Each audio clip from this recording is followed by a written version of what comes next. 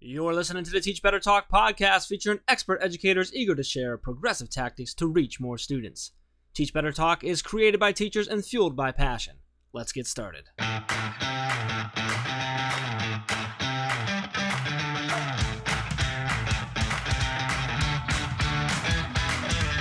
Hey everyone, welcome to episode 40 of Teach Better Talk. I am Ray Hewart, and I am with the not-so-great Jeff Gargas.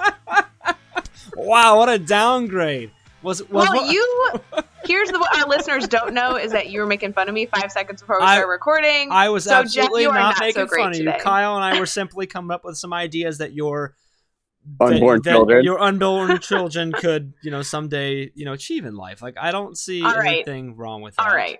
Let's focus on this Teach is Better the best Talk start here, to a podcast we've ever had right here.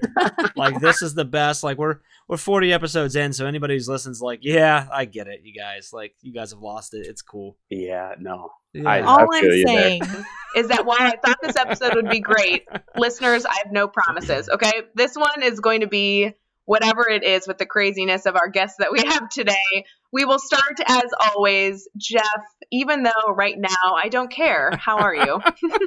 I'm fantastic. Probably even more so now that you don't care. I'm really enjoying it. We were laughing just like a little too much prior to coming live here, so this is good. I'm super excited. I'm excited for a good diving into this one with our guest tonight. We've got Kyle Krueger on with us, and Kyle is the operations director for it's an educational nonprofit called Lighthouse Educator Development. So we're going to talk a little bit about that with Kyle. He actually co-founded that with a good friend of his, Wilkie Law. So we'll give a little shout out to Wilkie on here as well. And they actually co-host a podcast themselves called the LED Project. So make sure you check out that podcast. It's a great one. And then on YouTube and everything like that. Kyle also spent 7 years teaching middle school social studies. So we can dive in a little bit that. A lot of cool things going on, Kyle. A lot of experience under your belt.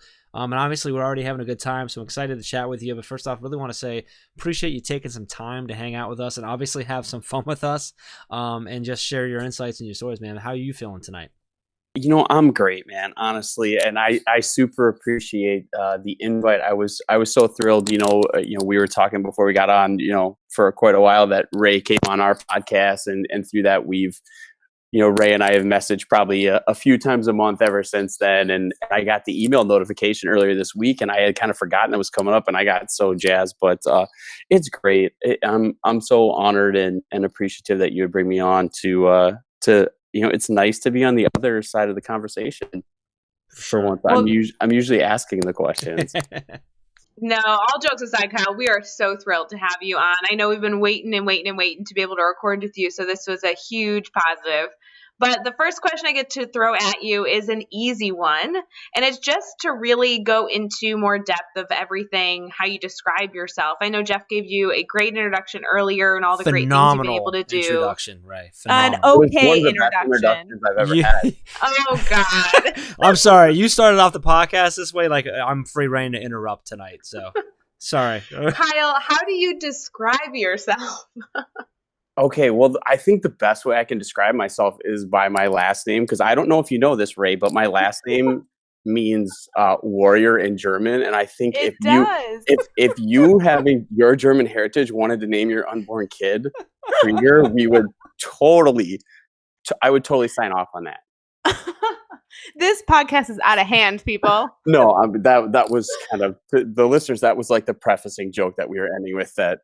We've been laughing about this whole time. I'm hurting just a little bit over here. Like my stomach just a little bit like, okay. Sorry. So to get back into it, just who I am, I was a born and raised Wisconsin kid, Northwest Wisconsin, a little town called Cumberland. About 2,200 people, real tight knit. I grew up super, super lucky. I have an incredible family, 2 incredible parents. I have, 2 incredible sisters who are married to really great guys. I had a really, really privileged upbringing, and it's one of the things that through our podcast I've learned is just how lucky I've been. But I graduated college in 2008 at the time when the economic downturn was really hitting teachers hard.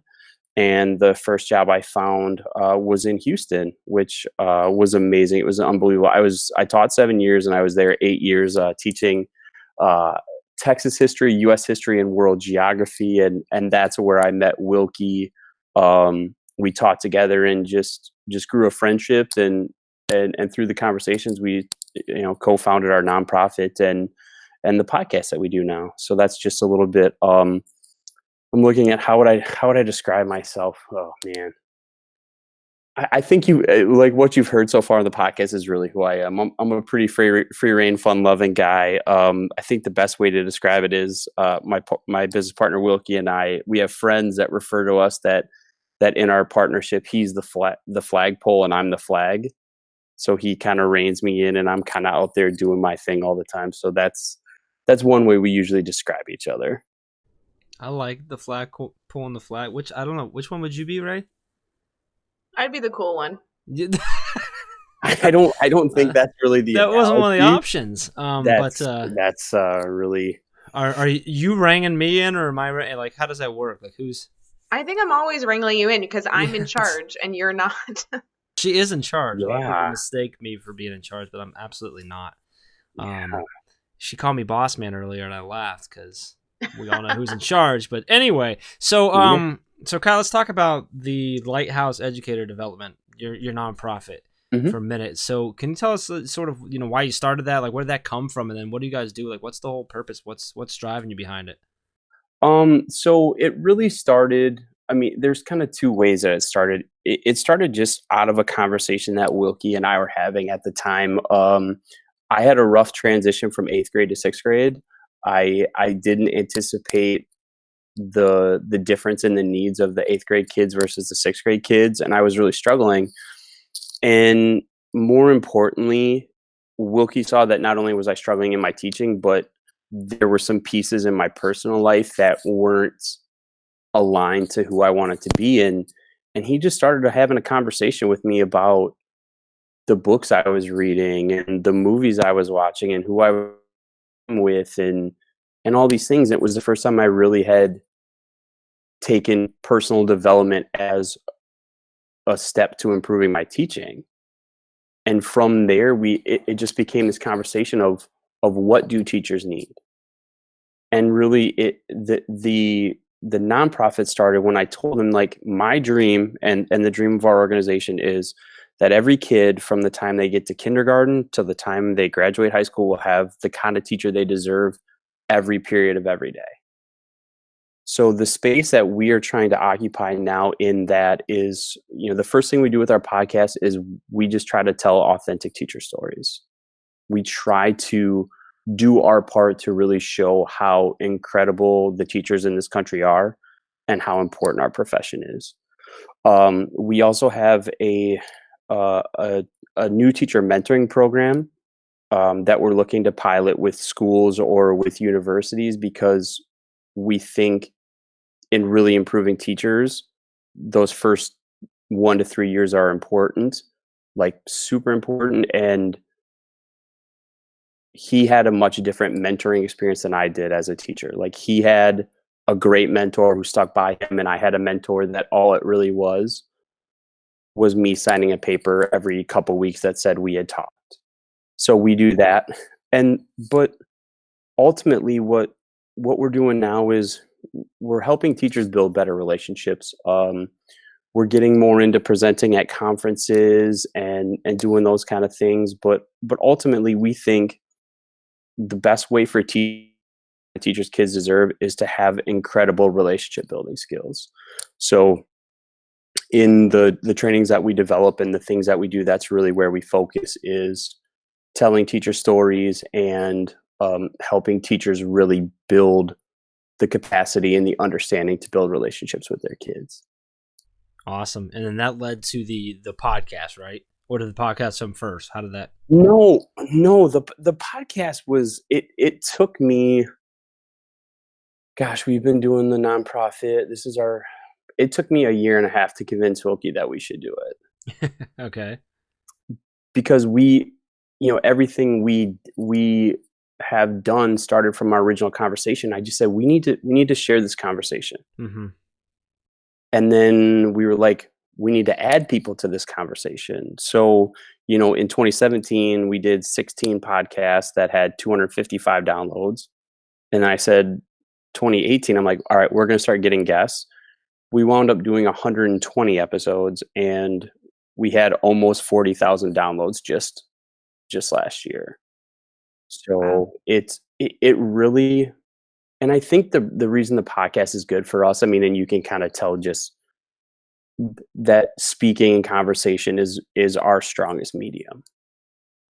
Besides getting face to face with someone, this is our strongest medium, and this is where we really feel like we can do a lot of good. And I shouldn't even say that we're doing a lot of good. I've benefited so much, just especially in the last year, getting to have so many conversations with incredible teachers and learn and grow. It's been incredible. So the podcast is, yeah, it's been amazing. We really like it.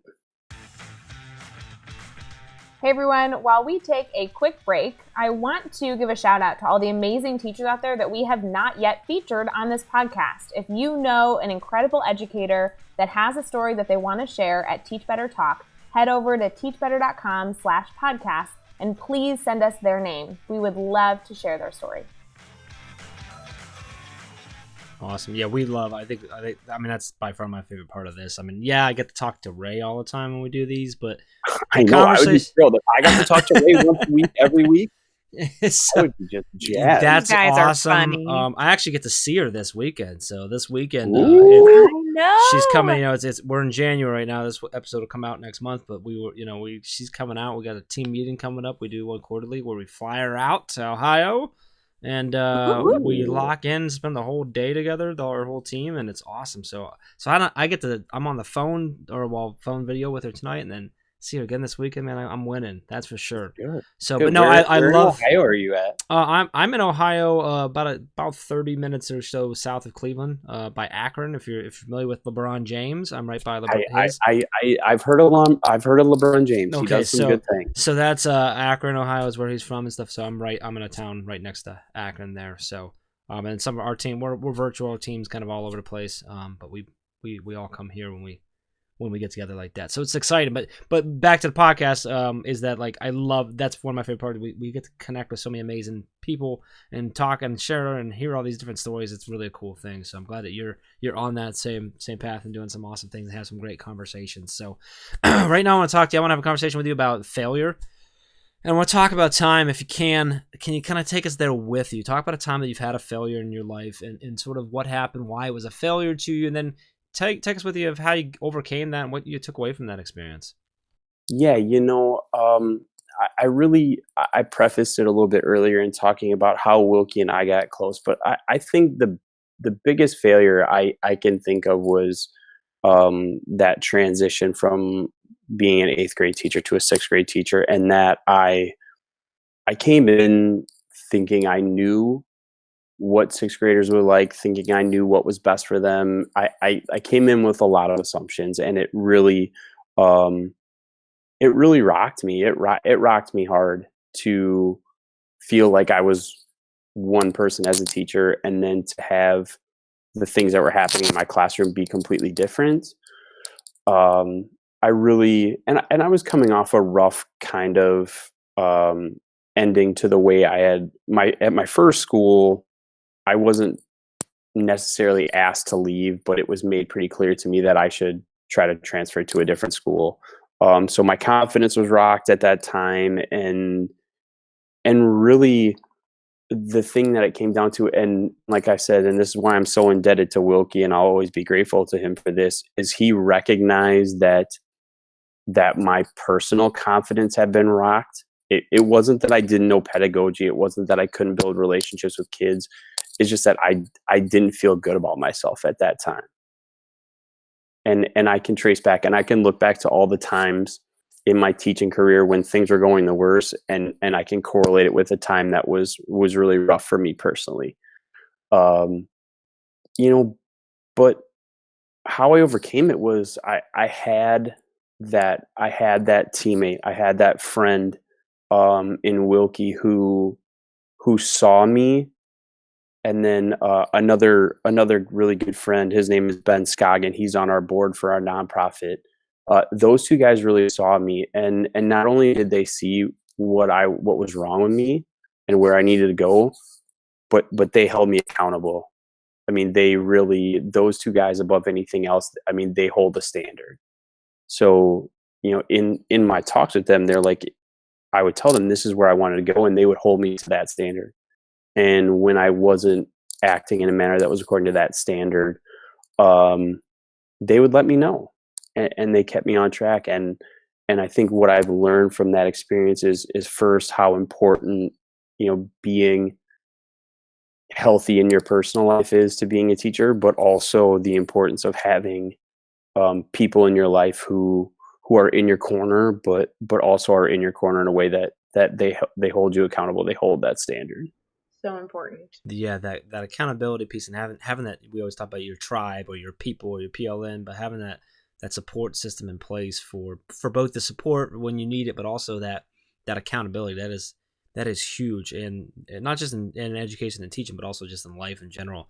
And then you mentioned just having that healthy, self-care, self-help, just mentality and stuff, like such an important piece. And that support system and that tribe that you create for yourself is what can really help you get there and stuff. So great lesson and learning there. Really appreciate you sharing that.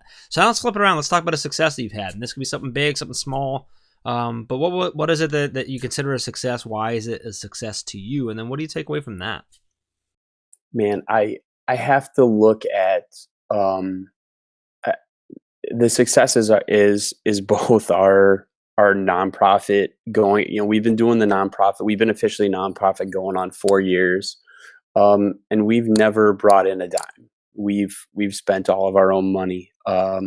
We've been doing the podcast 2.5 years, and for the first year plus, we didn't really get any traction.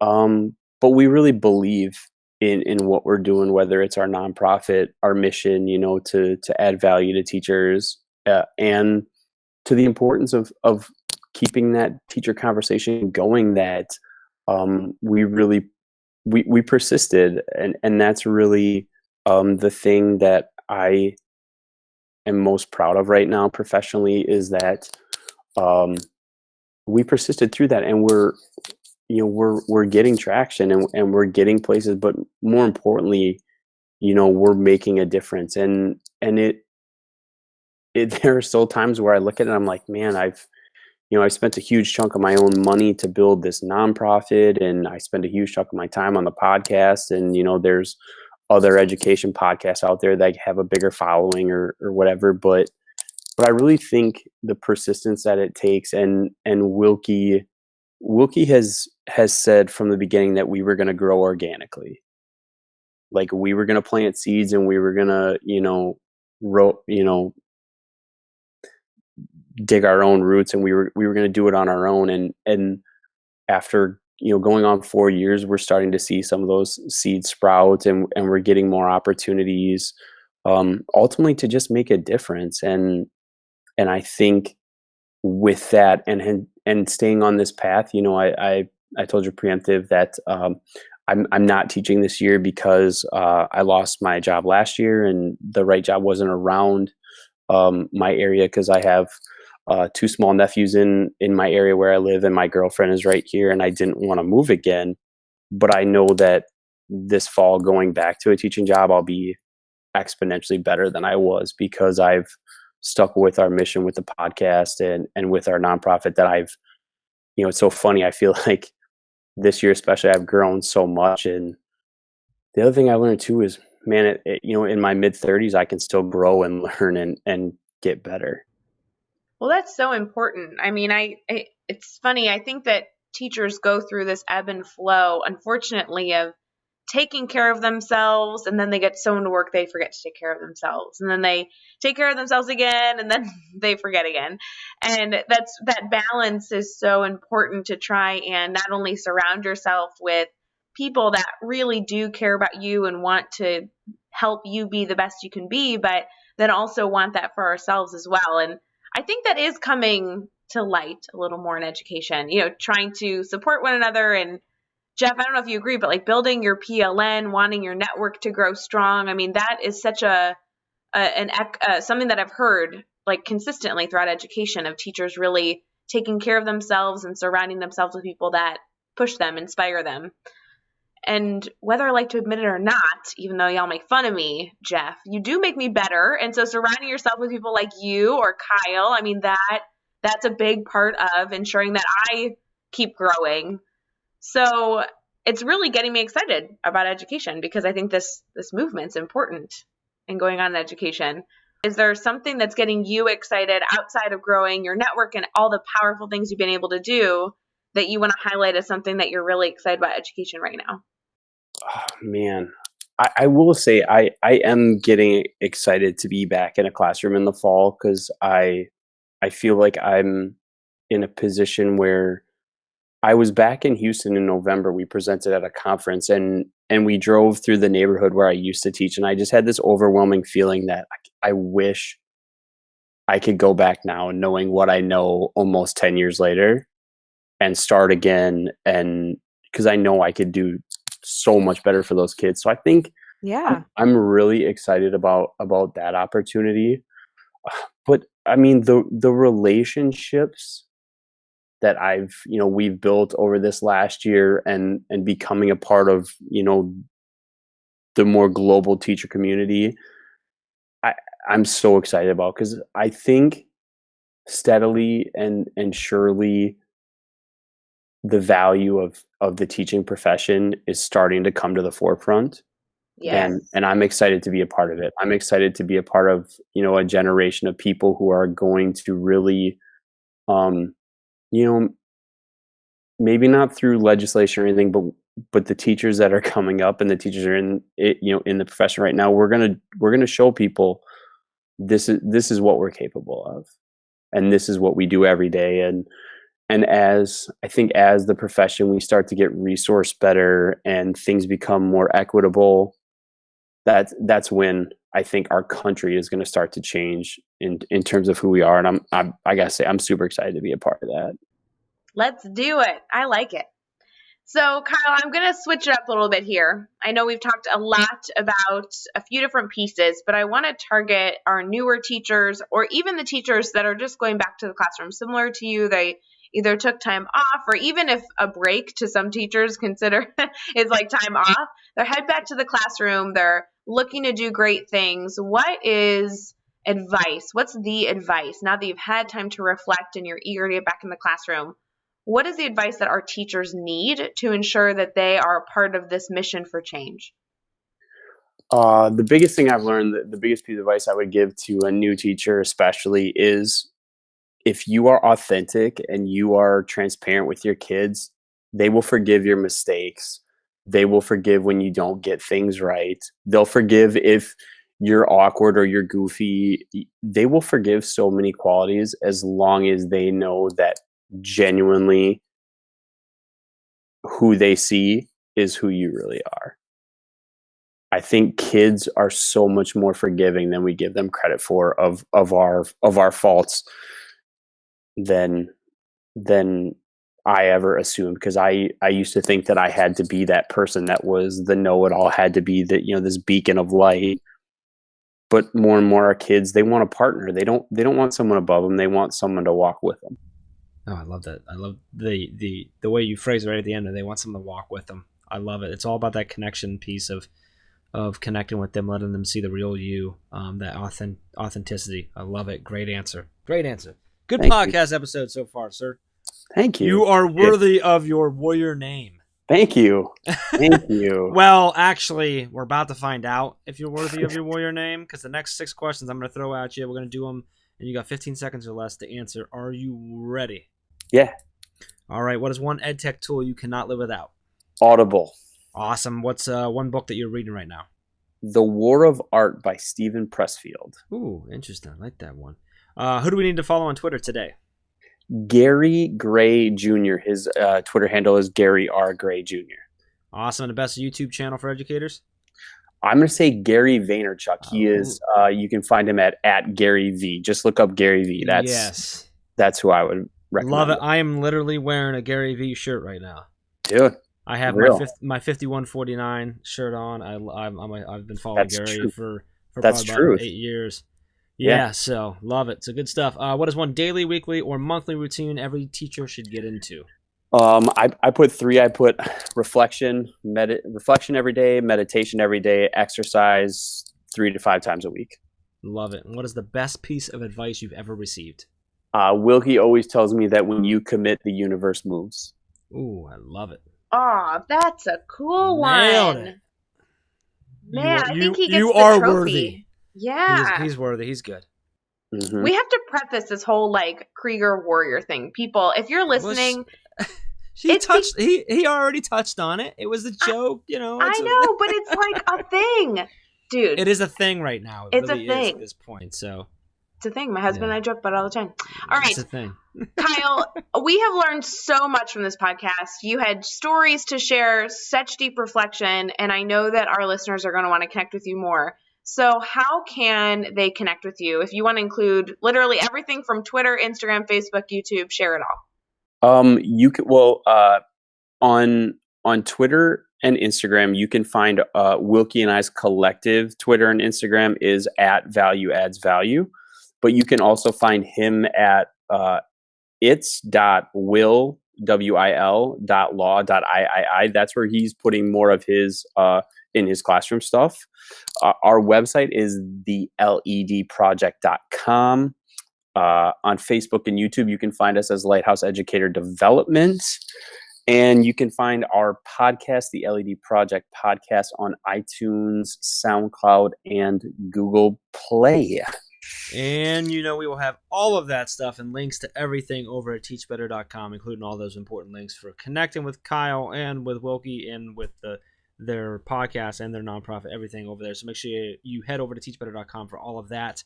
Be sure to hit subscribe so you don't miss any of the upcoming episodes. And if you can give us a rating and review, we'd really, really appreciate that a whole lot.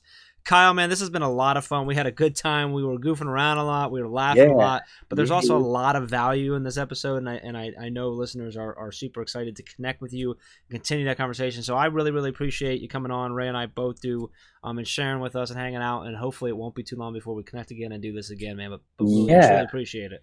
Yeah, and I told Ray this, especially you, Jeff. But anyone from the Teach Better team, if there's anytime you ever want to shout out on the podcast, or if there's any way we can help you, all you got to do is reach out, let us know. We're happy to do whatever we can. I love it. Same always goes from our end as well. So truly appreciate it, man. And until next time, let's get out there. Let's teach better.